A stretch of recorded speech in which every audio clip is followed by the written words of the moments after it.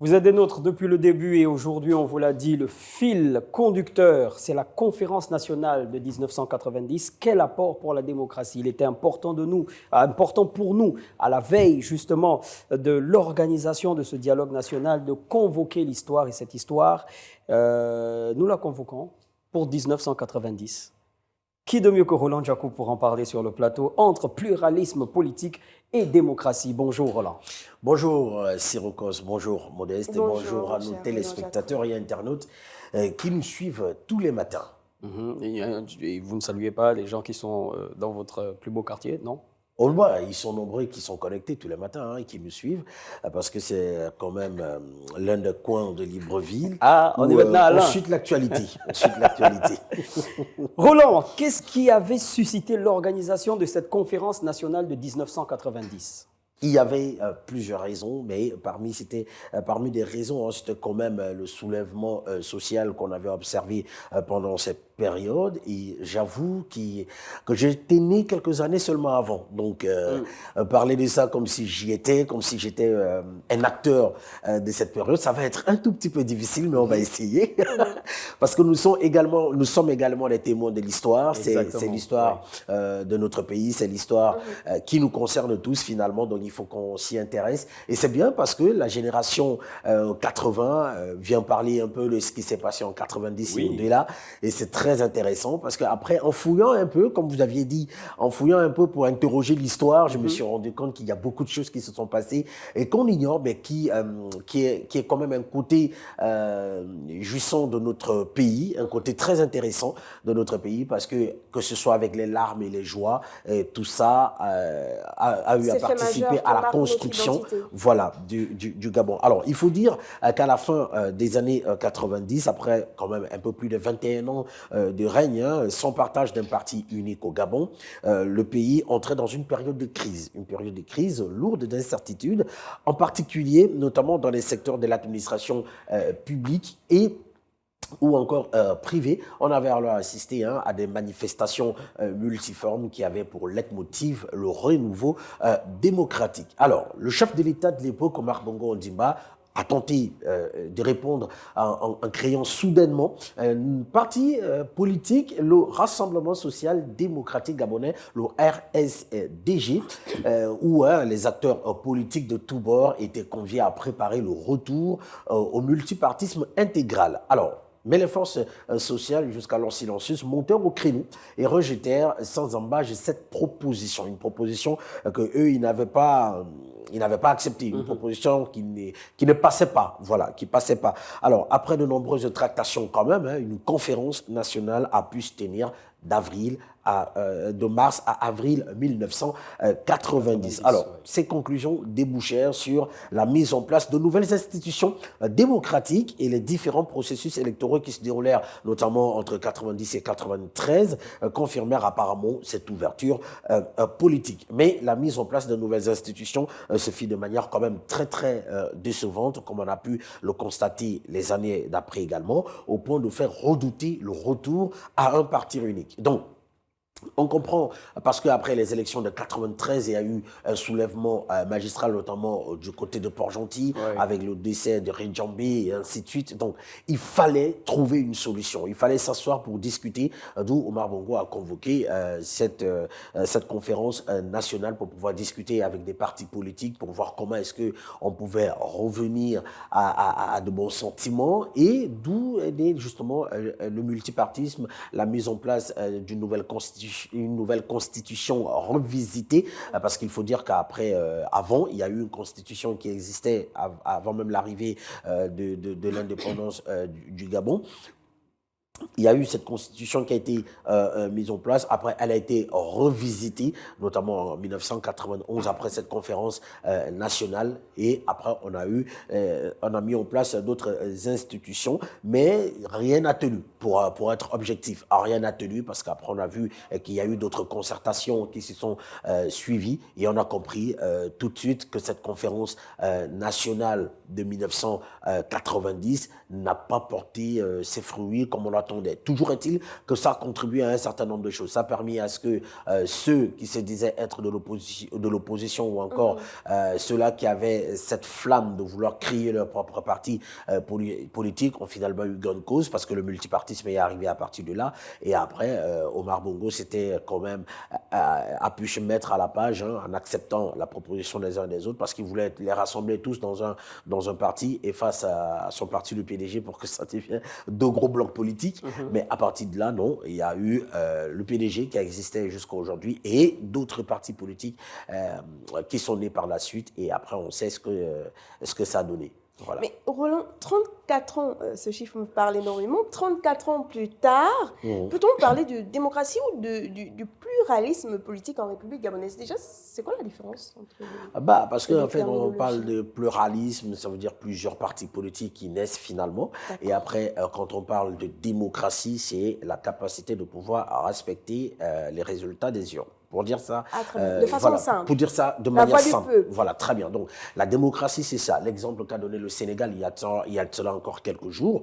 Donc, pour dire qu'effectivement... très bel exemple. Un très bel exemple. Voilà, un très bel exemple. Parce qu'effectivement, de cette conférence de 1990, on voulait justement atteindre le multipartisme, notamment le pluralisme des partis politiques. Mais après, on voulait également atteindre la démocratie. Alors, je vais commencer quand même par vous dire que le pluralisme appartient désormais quand même au vocabulaire courant utilisé par la classe politique elle-même dans notre pays depuis 1990. Et le lien entre démocratie et pluralisme, voire l'équivalence de ces deux notions, passe désormais pour une quasi-évidence qui n'appelle guère de commentaires ou de démonstrations. Or, ce qui suscite quand même plus la curiosité et même la réflexion de la scène politique, c'est l'opinion qui est répandue, sinon coutume, que la démocratie suppose le pluralisme, et les politistes admettraient quand même probablement que l'inverse n'est pas vrai et que le pluralisme en tant que tel ne garantit pas la démocratie. Donc vous voyez qu'après la conférence de 1990, il y a eu plusieurs partis politiques qui sont nés, qui ont été créés, mais est-ce qu'on atteint le niveau de la démocratie qu'on a toujours voulu? Non, la réponse elle est là, parce qu'on a vu que depuis... cette question, voilà. Cette question elle est évidente en fait. La réponse elle est évidente parce qu'on n'a pas atteint cette démocratie, puisqu'on a vu que de 1990 à jusqu'à 2023, tout, c'était le PDG. Le Parti démocratique gabonais, qui a toujours régné, qui a continué de régner malgré... Qui a régné de façon totalitaire, finalement, Roland? Vous pensez qu'il n'y avait pas de démocratie? Non, démocratie, même si on va parler de trafiquer, mais démocratie, non. Parce que après la démocratie, c'est ça, la capacité de pouvoir, comme on l'a dit, de manière beaucoup plus simple. C'est vrai que la définition peut être un peu plus kilométrique, mais pour faire simple, la démocratie, c'est ça, c'est permettre à ce qu'il puisse y avoir une certaine alternance à la tête du pays. Parce que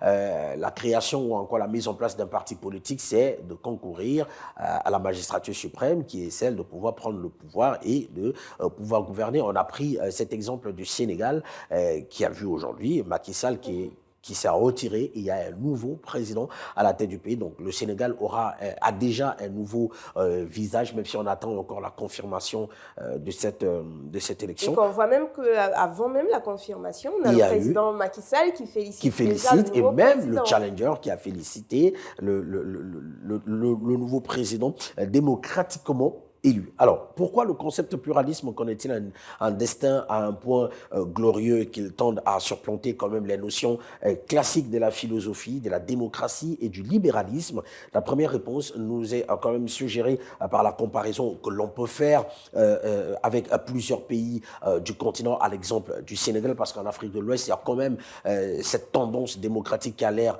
de planer quand même. On va prendre le cas du Nigeria, on va prendre le cas du Sénégal, le plus récent. Donc, c'est dire qu'effectivement, contrairement à d'autres pays du continent ou encore à d'autres parties du continent africain, l'Afrique centrale reste encore à la traîne en ce qui concerne la démocratie dans le sens propre du terme. Et le Gabon, effectivement, fait partie de ces pays-là qui n'a pas facilité l'arrivée de la démocratie malgré le pluralisme politique qu'on peut voir dans le pays. Alors, comme on le disait, on peut parler quand même de la ligne de démarcation de la ligne de démarcation des régimes fondés sur la pluralité des partis en compétition pour l'exercice du pouvoir, le respect au moins ou encore au moins approximatif des libertés personnelles et civiques. Alors, de l'autre, des régimes de partis uniques, un seul parti quand même, hein, et seul détenant le monopole de l'action politique et imposant à l'ensemble du peuple sa vérité idéologique. C'est ce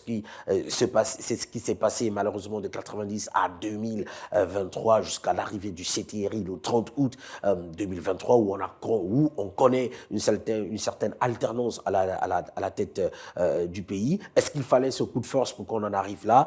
Je ne pense pas, parce que la conférence nationale de 1990 avait pour objectif d'atteindre justement cette alternance, ce niveau de démocratie dans notre pays, et le Gabon pouvait être l'exemple même en Afrique centrale, comme le Gabon est l'exemple dans plusieurs autres domaines sur le continent et dans le monde. Donc, c'est dire qu'il y a eu quand même cette volonté politique de ne pas vouloir lâcher la main à d'autres personnes ou encore à d'autres partis politiques capables de faire leurs preuves en ce qui concerne la gestion du pays. Donc oui, la conférence de 1990 est d'une manière ou d'une autre quand même un échec, s'il faut le dire.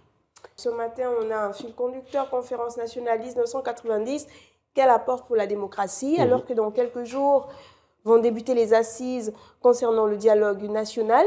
Comment on fait le lien entre justement cette conférence nationale de 1990 et le dialogue là qui va s'ouvrir? Quels sont les garde-fous à mettre en place? Vous avez dit que ces différentes personnalités vont se retrouver dans le dialogue. On espère que les ambitions ont évolué, comme vous l'avez dit, ont changé en tenant compte de la nouvelle génération. Quels sont les garde-fous à mettre en place pour qu'on ne retombe pas dans les mêmes travers finalement? Je pense que dire ici, pouvoir énumérer des garde-fous qu'il faut mettre en place pour éviter ce qui s'est passé en 90, pour éviter ce qui s'est passé en 2017 en Gondje, pour éviter ce qui s'est passé en 2023, même lors de la concertation politique et ainsi de suite, ça va être un tout petit peu difficile parce que le tout se joue dans la sincérité des uns et des autres. La volonté politique. Voilà, la volonté politique, la volonté même de voir un changement s'opérer sur le pays. C'est ça, le gage même qu'il faut, c'est ça, c'est la motivation qui devrait être en toutes les personnes qui vont prendre part au débat, qui vont prendre part aux échanges, qui vont prendre part peut-être même à la rédaction des conclusions de ce dialogue politique qui va se tenir dans quelques jours. Donc c'est ça en fait, ça va pas être facile pour quiconque, pour n'importe quel politologue de dire non, il faut faire ci pour éviter de retomber dans ça et ainsi de suite. Non, ça va être un tout petit peu compliqué, mais ce qu'on dit, c'est que la sincérité devrait animer tout un chacun, de voir le Gabon changer, de voir le Gabon, de voir un nouveau visage du Gabon, parce que ici, le plus important, comme je l'ai toujours dit sur ce plateau, c'est de préserver les acquis de ce que le CTRI est en train de faire. Le CTRI est arrivé au pouvoir, le CTRI n'est pas politique, le CTRI est militaire. Est-ce que ça, c'est pas un atout? Bon, oui, c'est un atout parce que c'est un atout considérable d'ailleurs, tout simplement pourquoi? Parce que le CTRI arrive au pouvoir et en quelques mois, parce que nous sommes très loin de parler d'un an du CTRI au pouvoir. Donc, en quelques mois, opère du changement véritable et palpable sur l'ensemble du territoire national. Et ça, c'est très important. Donc, il faut préserver les acquis. Le CTRI vient avec la ferme volonté de voir des choses changer. Et c'est cette volonté qui devrait animer les uns et les autres, que nous soyons politiques ou social ou culturels ou économistes et ainsi de suite. Il va falloir que nous puissions être animés de cette volonté qu'a le CTRI aujourd'hui, de voir un véritable changement s'opérer sur le Gabon. Juste avant de terminer, est-ce que vous pensez que ce sont finalement les maîtres mots de ce programme qui arrive en avril? Sincérité. Motivation, oui. Sincérité, motivation. Modeste, comme l'a bien dit, est-ce qu'il faut finalement venir avec le cœur?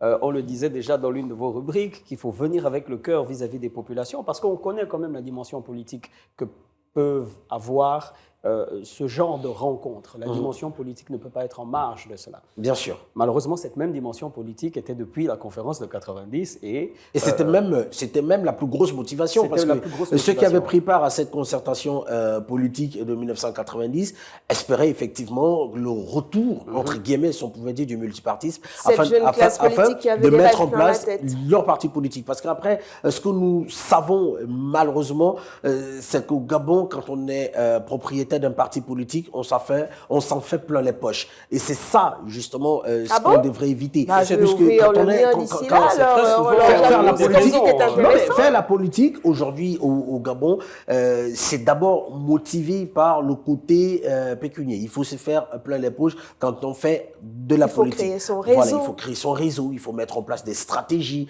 peut-être participer à une élection même si on n'est pas élu, mais au moins on s'est fait une place et c'est comme s'est ça. fait voir. On se fait voir. Après, quand il y aura concertation ou encore entente pour la gestion du pays, Partage on du va, gâteau. on va me citer et là je pourrais peut-être occuper une place importante dans la gestion du pays, dans le gouvernement, dans l'administration et ainsi de suite. Voilà des. Et finalement, c'est assez fin, Voilà nous des faisons de la objectifs. politique. Voilà un peu des objectifs des hommes politiques aujourd'hui dans notre pays, malheureusement. Donc, il va falloir qu'on change un peu de paradigme et qu'on essaye d'avoir plutôt la volonté de dire je crée mon parti parce que je veux mettre telle ou telle chose en place pour le bien-être des uns et des autres et de tous les Gabonais finalement. Merci. Merci beaucoup, Roland Jacou, pour ce décryptage.